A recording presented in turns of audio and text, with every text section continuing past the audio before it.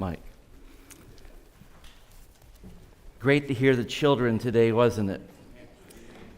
I remember as a kid singing one time in church with a group like that. A little guy, and my sister by this time was a really great singer, and she brought the best male singer in her chorus from high school with her. His name was Eddie, and Eddie, after the service, I can still remember him saying, "Boy, Michael, I sure heard you.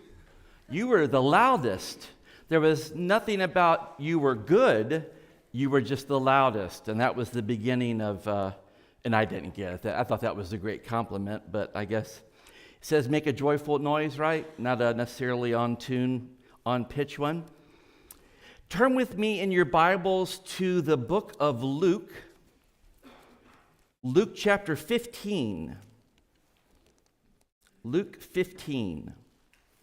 We're going to continue on with our study that we had last week, and I realized that I gave the wrong passage to everybody I could this week without knowing it. I just realized I did that. Not Luke 10, Luke 15. In the particular thing I do during the week as a chaplain, we have something that is one of the, what's the best way to put it? It's one of the diagnoses we have for people that they are experiencing senile degeneration of the brain, dementia. And the older that I get, the more my wife thinks, I think it's coming on with you. Mine is, as I've gotten older, I forget things that are basic that you need to remember. So I've told some of the people this before, but I had an issue with losing my keys. So someone for Christmas or my birthday purchased this device here so that if I leave my keys somewhere, I can look on my phone and find my keys.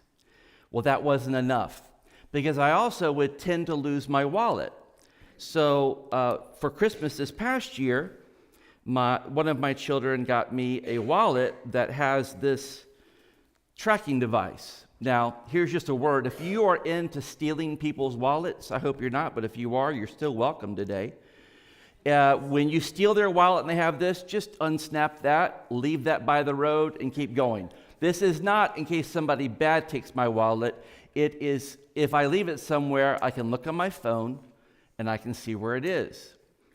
Well, there is a common thing I kept saying just now, look on my phone, look on my phone. If you're like me, everything tends to be on your phone. Years ago, before we had cell phones, even before those gigantic packs we had in our cars with satellite phones, they called them, we actually had these things at home called phones. And we would, in the old days, do this dialing thing. And then we got real advanced and started punching numbers. When I first started in ministry and wanted to get organized, I was told about this group called Franklin Covey. And they had a whole system. It came in a big book. I was going to bring one for you today, but you didn't need that object lesson. And you would have your list of things to do on this side. Your calendar was right here for the day, and then some notes at the bottom. And I was very, very intent on making sure I followed the system, because they told us there may come a day that someone says, "Hey, where were you on June 15th, 1995 at 3 in the afternoon?" And you say, "I got it." Now, after each year, I would put that entire year into this case of sorts, and was so proud as the years would go on, I would collect these things. So it is fun to be able to look back and say, oh, that's what I was doing then. I even have the day timers, remember, for some of y'all. I had that in college and could see basic things. Whenever Justice Kavanaugh was up for his hearings and he had those detailed diaries, you can think, wow, I can't imagine doing that, but that was kind of my diary. I don't remember what year it was that I shifted over to this being everything. My life is in this thing, not physically, but my schedule, my contacts, everything. So one of my first Sundays as your interim pastor. I came in from outside, went into the office, and I was sitting there and realized, I left my phone in the car. It always goes in the same spot, plug it in. It also has my ability to have a map to see where I'm going, which, by the way, for the first 9 miles going like you're going to Spartanburg, there's not much coverage that way. So anyway, I went through the service, everything's fine, went out to the car, and got in the car. I wanted to save face, and my phone was not where it was supposed to be. I'm thinking, it's got to be somewhere behind me. I don't want the folks to see me rummaging around in my car, lest they write in their book, Mike has senile degeneration of the brain. So I get down about just a little way. Your first church here, by the way, was empty by that time. Went behind the church, again, saving face. If they have cameras, they got this on film. And took off my coat, put it on the hanger, and I'm looking behind me, because what's probably happened, it's in the floor behind me, and I'm looking there, and it's not there. I'm like, oh my goodness, where did I put that? I don't want to go back to the church. But I didn't have it when I went in the church, and I'm starting to panic. And I just looked up, and on top of my car was the phone. Now, it had sat there the entire service. By the way, kudos to you guys for not stealing my phone during the service. It was there on top, and because of, it's not magnetic or anything, but it just was able to take the ride a few miles down the road, and there it was. And I told my wife, and she's like, I don't know what we can do about that. Well, how are you going to track that device when you don't have your phone? So, I'm slowly but surely fading away. It's okay. But I began to think that all of those things are at some level replaceable. So in our story, the parables that Jesus gave us last week, there were replaceable things. We see the story of the lost sheep and realize, as precious as it is to that shepherd, if he never found that sheep, he still had 99. The point of it is Jesus leaves everything to go after that which is lost. But the sheep didn't intently leave the fold. It didn't think, I got to get out of here. These sheep are driving me crazy. Did you know how dumb sheep are?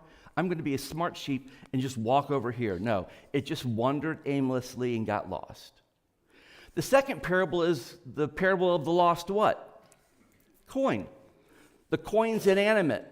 The coin didn't get lost. It didn't get legs and walk over somewhere. It was wherever the doofus was that left it on its top of his car, or who knows. I'm sorry to call the woman in the parable a doofus. That's not true. But there's three things in this story that we are supposed to be looking at.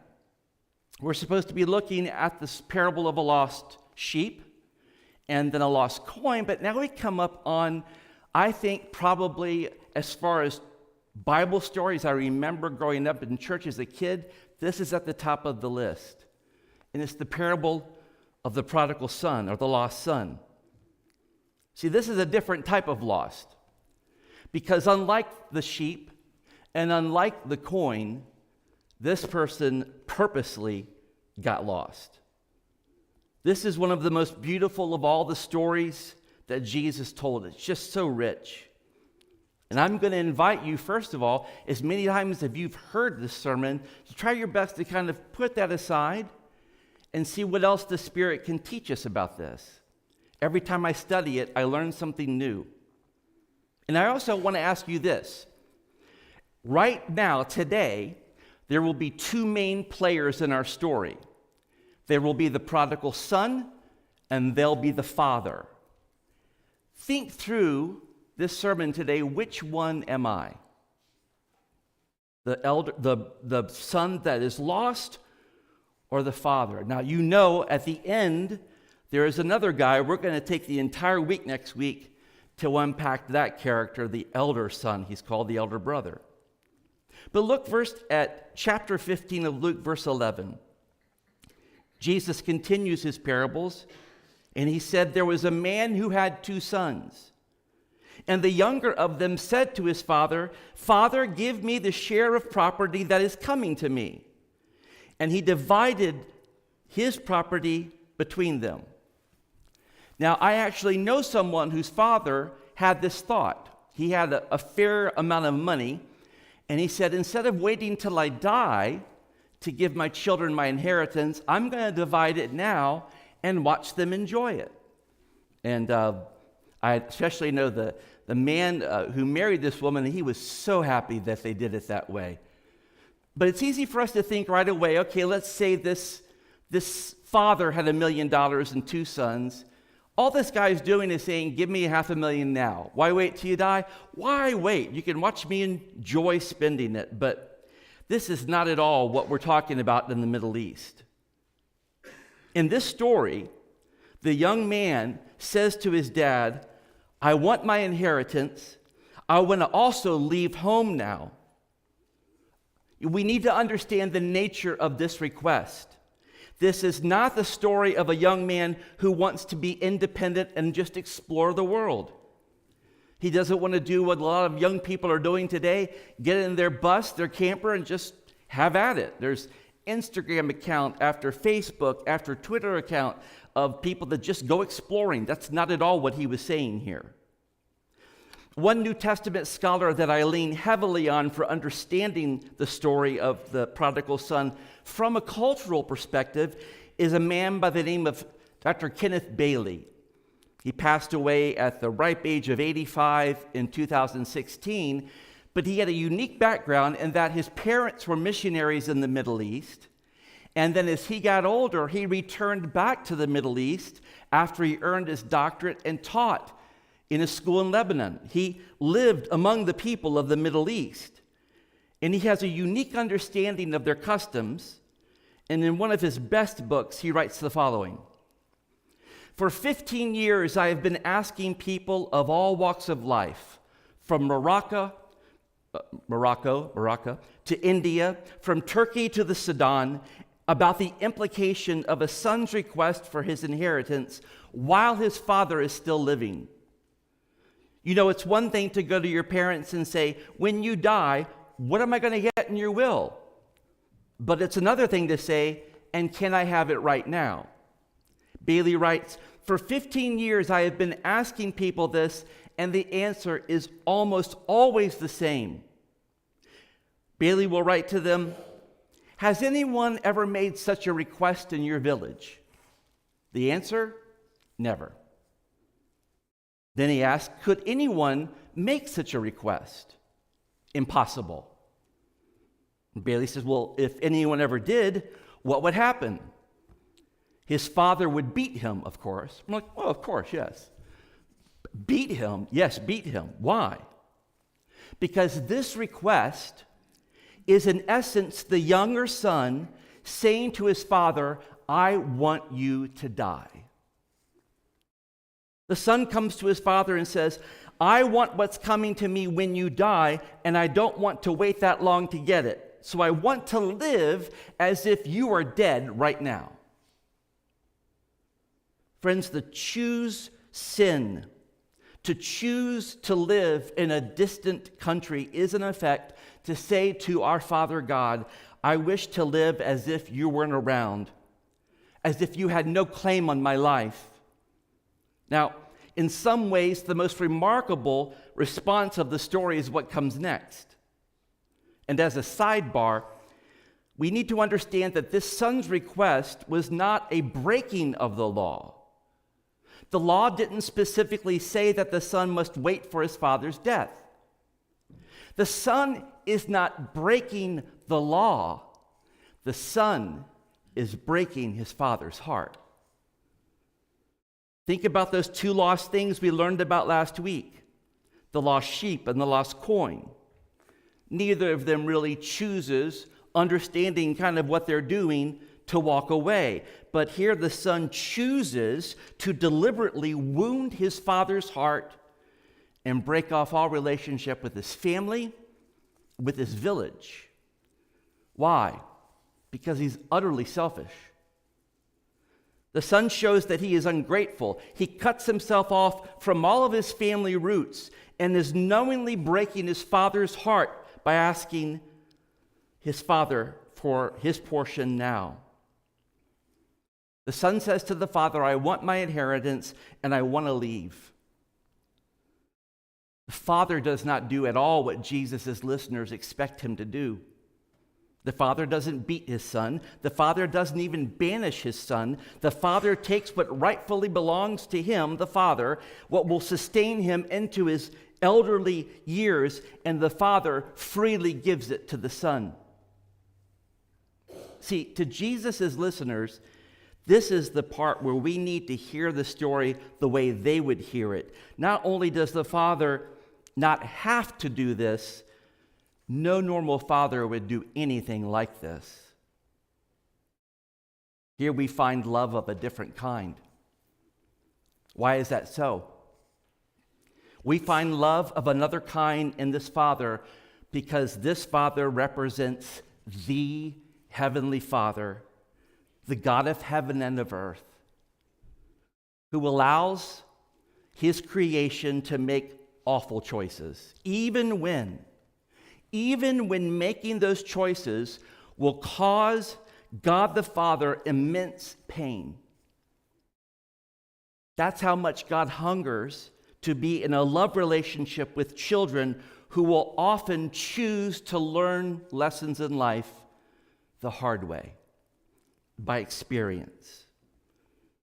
All of us that have grown up or are growing up, most all of us had parents who said, look, you don't want to do that. And they're like, no, I know what I'm doing. I have reached the age of 16. My kids would get to these magical ages. I'm 18 now. I'm like, wonderful. I'm 21 now. That was me. I knew far better than my parents ever did. And I had this ongoing joke with my parents when they were living. You know, the older I get, the smarter y'all get. So oftentimes we choose to learn things the hard way. I wish I could have gone back and just said, let me take your word for it. Let me not do that. And the son's not doing that at all. He defies his father. He defies his obligations. He defies a call to gratitude. He says, I want to live as if you are dead. And he moves, we're told, to a distant country, and the next phase is inevitable in the story. Look at verse 13. Not many days later, the younger son gathered all that he had and took a journey into a far country. And there he squandered his property in reckless living. Now, in the original language, the sense in the Middle Eastern culture, and it gets assumed later by the brother, we'll talk about this next week, the very worst about what he was doing with the money. But the way this reads is that he was showing crazy generosity to everybody. I mean, you know, you've heard, not because you've been in a bar, but you've watched shows where someone says, drinks are on me, keep them flowing, everybody, this is my best friend now because he's paying for my drinks. Or somebody that you know, you've heard story after story, even if you follow what they call the curse of the lottery. People are cursed by it in a sense because they get all this money and they just decide, here we go. I'm going to spend as much as I can, as fast as I can, and their lives end up in ruin. So this son is living that kind of life. Verse 14, and when he had spent everything, a severe famine arose in that country, and he began to be in need. I was reading a person last night talking about living in a country where there was severe famine, people who had lived through terrible famine, and the stories will make the hair on the back of your head stand up, or your neck, wherever you have hair up here. They're awful. Of people that end up selling their children into slavery so that the children can work and have food.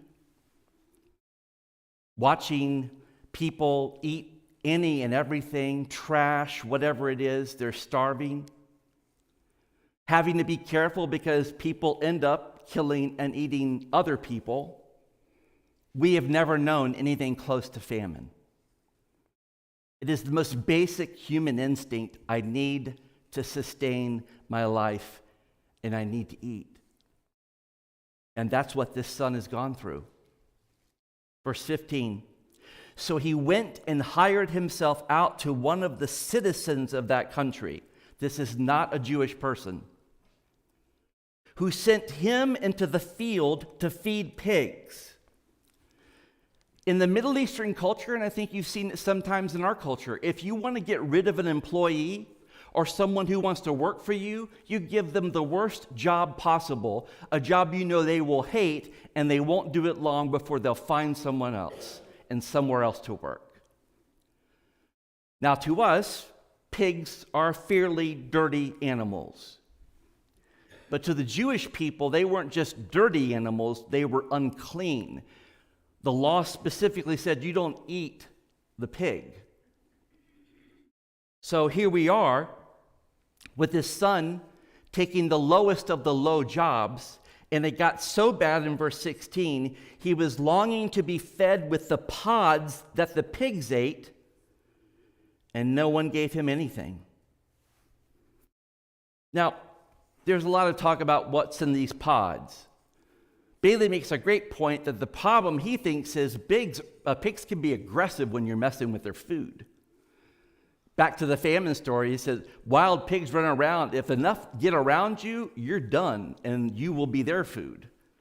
So this Jewish boy has gone all the way from living a life of luxury and ease, spending all of his inheritance, and now he is longing to have the gross stuff that the pigs eat just because he's starving. He's at this major crossroad in his life, friends. It's a crossroad that we face at times because we'll call this the pain phase of the prodigal son. What do you do in your life when you experience pain? Well, one of our first instincts is, I need to get rid of this pain. Whether it's a physical pain, emotional pain, we want to do anything to get away from it. And this son no longer has the means to avoid facing the consequences of his choices. No more money, no more parties, no more distractions. In order to survive, Jesus says he's going to have to take care of pigs. A pig herder, a pig shepherd, if you want to say, the lowest of low jobs in any culture. Of course, you'll understand that pigs are unclean animals. And this young man is doing something that is going against his religion even. So this guy says, I'll give him a job I know he won't take. No Jewish young man. I could see his clothes. He comes from some money. He's not going to want this job, but he's this desperate. He's going to take care of the pigs. Verse 17. I love this phrase. But when he came to himself, he said, how many of my father's hired servants have more than enough bread? Hired servants. That is not the same as father's slaves or workers. A hired servant in that day was a day worker. And a day worker is analogous to whenever we see a group of people standing at a certain spot, and you know they're going to be there because they need work, and somebody comes by with a truck and says, I need 3 guys to blah, blah, blah, and they hop in. There's no guarantee there'll be anybody coming to get them tomorrow to work. That word hired servants had a real negative connotation in this culture. One man said that he was with a woman that worked where he did, and she was leaving early. She was a school teacher from the Middle East. She was leaving early, and her American boss said, hey, I hired you to work till 4:30. You need to stay till 4:30. And that woman was totally aghast, could not believe she just used that word. And the American who understood the problem said, look, to the Americans, hired doesn't mean what it means to you. He tried and tried to get her to understand that's not what it means. And she could not get away from the audacity of them to call her a hired worker. So he's thinking, my father hired servants, and they have more than enough bread, but I perish here with hunger. Verse 18, I will arise and go to my father. He's practicing his speech. Have you ever had an important conversation that you were planning on with someone? Maybe it was to ask for a raise. Maybe it was a difficult conversation. Maybe if you can think back to the days when you wanted to ask her out on a date and you had to practice what you wanted to say to her. Now it's, I need to make sure my text reads just so. You bounce it off some friends. Is this going to come across wrong? And he's replaying that conversation.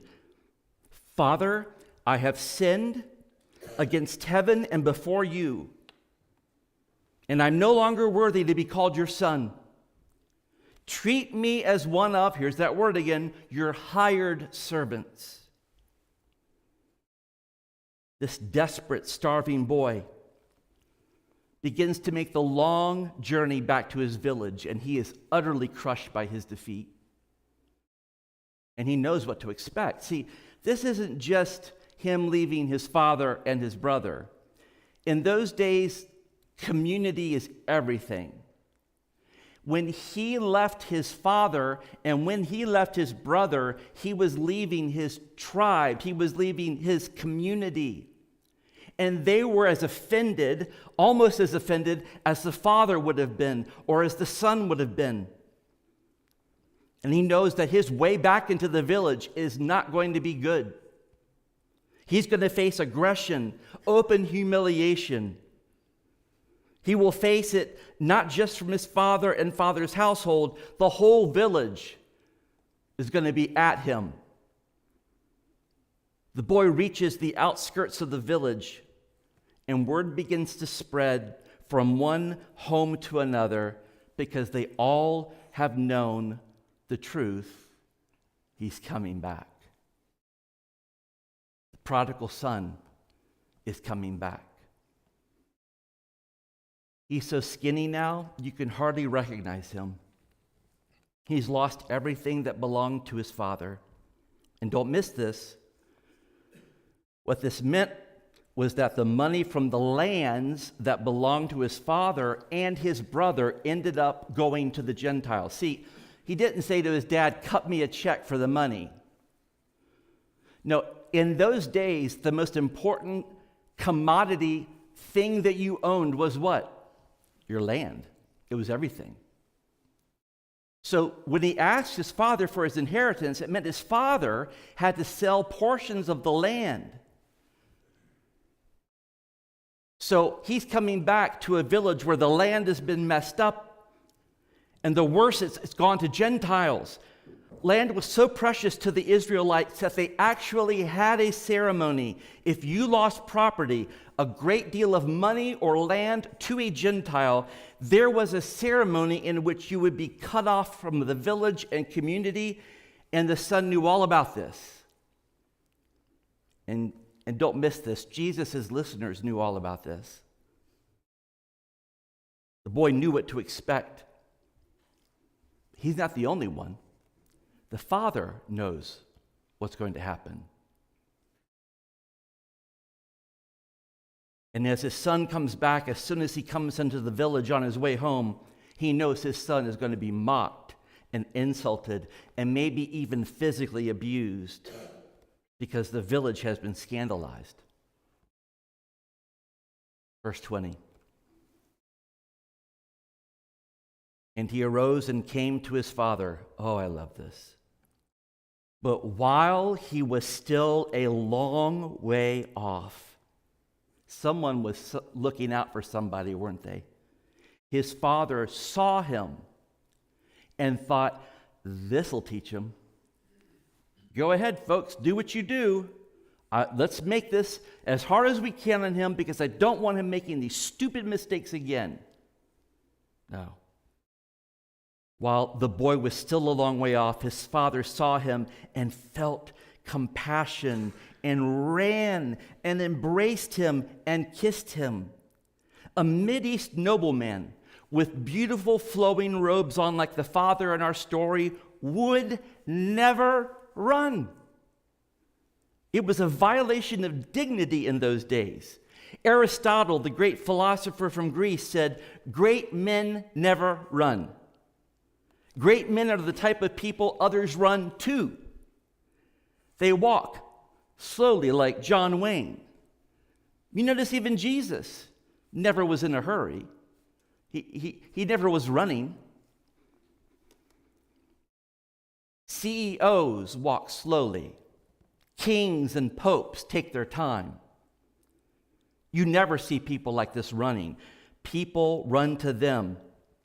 In this culture, running is done by children, by those who are desperate or needy or too eager or afraid. But Jesus is showing us the heart of God. This Father's heart is so full of love and grace and mercy and compassion that he forgets everything. He forgets his dignity. He forgets his robes. He forgets that everybody else is watching. And he sees only his starving, aching, exhausted son, this figure that's coming up that looks like he's just been risen from the dead. Only now his son is coming back home. And so the father takes off like he's running a 100-yard dash. Then for what happens next, there are no words. The father doesn't say anything at all. He sees once more the body that he held for the first time. The first day he ever entered into this world, he held this precious body. This is the body that he fed and clothed and watched over and thought that he would never see again. And now he sees that body again, but this body is so gaunt. He's really not much more than skin and bones, just wasted. And he throws his arms around that body that he thought was lost to him. And the father can't let go.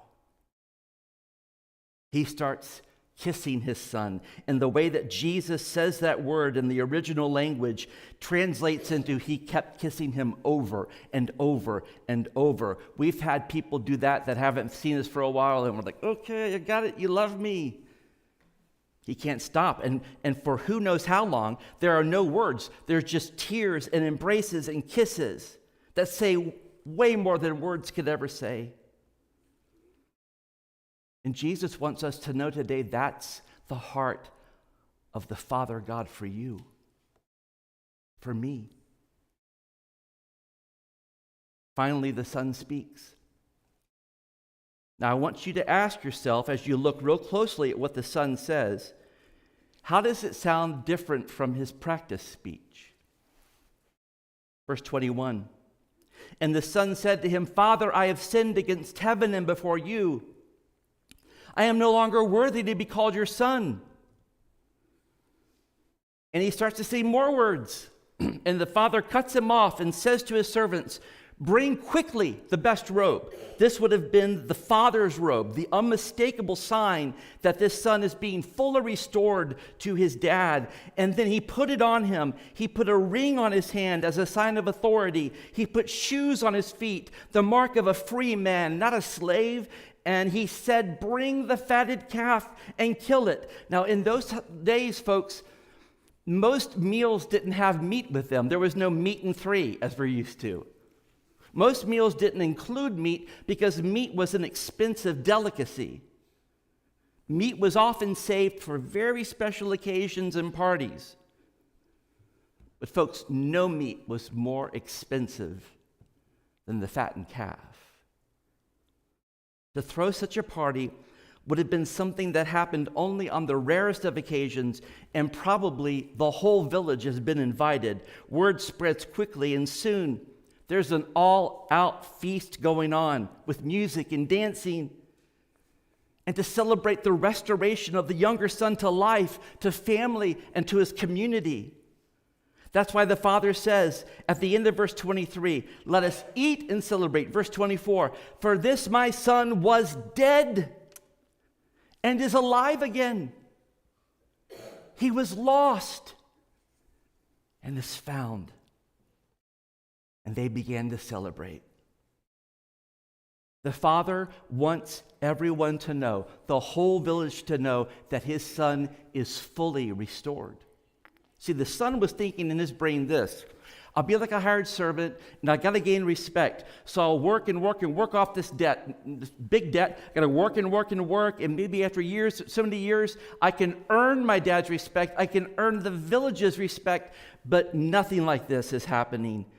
The father just says, let's start the party. He said, this is the heart of God for us. Now that's the story of the first two people in this story. Question: who do you think that day in Jesus' audience would have connected to the plight of the younger son? Remember at the beginning of chapter 15, there were tax collectors and sinners, and they would connect to the prodigal. Who do you think would have connected to the Father? That was Jesus, of course. Let me ask you, who do you connect with today? Are you the lost son, the lost daughter, or the forgiving father? One of my favorite authors, his name is Philip Yancey. Any book he's written is worth getting, but one of my favorites is called What's So Amazing About Grace? And it tells the story of the younger lost son in a more modern setting. Allow me to read. A young girl grows up on a cherry orchard just above Traverse City, Michigan. Been there, cold in the winter, beautiful in the spring and summer. Her parents, a bit old-fashioned, tend to overreact to her nose ring, her tats, the music she listens to, the length of her skirts, and they ground her for a few times, and she just seethes inside. I hate them. She screams at her father when he knocks on the door of her room after an argument. And that night she acts on a plan she has mentally rehearsed scores of times. She runs away. Now, she visited Detroit only once before. It was on a bus trip with her church youth group to watch the Tigers play. And because the newspapers in Traverse City report in these lurid details the gangs, the drugs, the violence in downtown Detroit, she concludes that's probably the last place my parents will look for me. My dad might maybe think California or Florida, but not Detroit. Her second day in Detroit, she meets a man who drives the biggest, nicest car she's ever seen. And he offers her a ride. He buys her lunch. He arranges a place for her to stay. He gives her some pills that make her feel better than she's ever felt before. And she thinks, I was right all along. Her parents were keeping her from all the fun. And the good life continues for a month, a couple of months, even a year.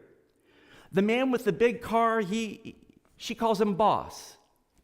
And boss teaches her a few things that men like. And since she's underage, men will pay a premium for her. So she lives in this penthouse, and she orders room service whenever she wants it. And every so often, she thinks about the folks back home. But their lives seem so boring to her, such middle of nowhere life that she can hardly believe she grew up there. She has a brief scare when she sees her picture printed on the flyer with the headline, "Have you seen this child?" But by now, she has blonde hair, and with all the makeup and body-piercing jewelry she wears, nobody would mistake her for a child. Besides, most of her friends now are runaways, and nobody snitches in Detroit. After a year, the first sickly signs of illness appear. And it amazes her how fast the boss turns on her and turns mean. And before she knows it, she is out on the street without a penny to her name. She still turns a couple of tricks at night, but they don't pay much, and all the money goes to support her habit. When winter blows in, she finds herself sleeping on metal grates outside the big department stores. Well, sleeping is the wrong word. A teenage girl at night in downtown Detroit can never relax her guard. Dark bands of circles are under her eyes, and her cough worsens. One night, as she lies awake listening for footsteps, all of a sudden, everything about her life looks so different. She no longer feels like a woman of the world. She feels like a little girl lost in a cold and frightening city, and she begins to whimper. Her pockets are empty, and she's hungry, and she also needs a fix. She pulls her legs tight up underneath her and shivers under the newspapers she's piled atop her coat. And something jolts a memory. A single image fills her mind. It's May in Traverse City, Michigan, when 1,000,000 cherry trees bloom all at once, and she sees her golden retriever dashing through the rows and rows of blossomy trees, chasing his tennis ball. And she thinks, God, why did I leave? There's a pain that stabs at her heart. She thinks, my dog back home eats better than I do now. And she's sobbing, and she knows in a flash that more than anything else in the world, she just wants to go home. 3 straight phone calls. 3 straight connections to voicemail. She hangs up without leaving a message the first 2 times, but on the 3rd time she says, Dad, Mom, it's me. I was wondering about maybe coming home. I'm catching a bus up your way, and I'll get there about midnight tomorrow. If you're not there, well, I guess I'll just stay on the bus until it hits Canada. It takes about 7 hours for a bus to make all the stops between Detroit and Traverse City. And during that time, she realizes all the flaws in her plan. What if her parents are out of town and they missed all the messages? Shouldn't she have waited another day so that she could talk to them? And even if they're home, they probably wrote her off as dead long ago. Her thoughts bounce back and forth between those worries and the speech that she's preparing for her father. Dad, I'm sorry. I know I was wrong. It's not your fault. It's all mine. Dad, can you forgive me? And she says those words over and over, her throat tightening even as she rehearses those words because she hasn't apologized to anyone in years. The bus has been driving with its lights on since Bay City. Tiny snowflakes hit the pavement, rubbed, worn by thousands of tires, and the asphalt steams, and she's forgotten how dark it gets at night out here. A deer darts on the road, and the bus driver swerves. And every so often, there's a billboard, a sign posting the mileage to Traverse City, and she keeps thinking, oh, God. When the bus finally rolls into the station, its air brakes hissing in protest, the driver announces in a crackly voice over the microphone, 15 minutes, folks. That's all we have here. 15 minutes to decide her life. She checks herself in her compact mirror and smooths her hair, and she looks at the tobacco stains on the tips of her fingers and wonders if her parents will notice if they're even here. She walks through the terminal not knowing what to expect. Not one of the 1,000 scenes that have played out in her mind prepares her for what she sees. There, in the concrete walls and plastic chairs bus terminal in Traverse City, Michigan, stands a group of 40 brothers and sisters, and great aunts and uncles and cousins, and even her grandmother. And taped across the entire wall of the terminal is a banner that reads, "Welcome home." And out of the crowd of cheers and well-wishers breaks her dad. She stares out through the tears quivering in her eyes like hot mercury and begins the memorized speech. "Dad, I'm sorry. I know," he interrupts her. "Hush, child. We have no time for that. We have no time for apologies. You're going to be late for the party. A banquet is waiting for you at home." And after the story, Phil Yancey adds the following comment: "We are accustomed to finding a catch in every promise. But Jesus' stories of extravagant grace include no catch, no loophole disqualifying us from God's love. You see, when we come home to God, it feels like the discovery of a lifetime." Another one of my favorite authors, the late Henry Nouwen, points out this way, quote, "God rejoices not because the problems of the world have been solved, not because all human pain and suffering have come to an end. No, God rejoices because one of his children who was lost has been found." Let's bow our heads and close our eyes.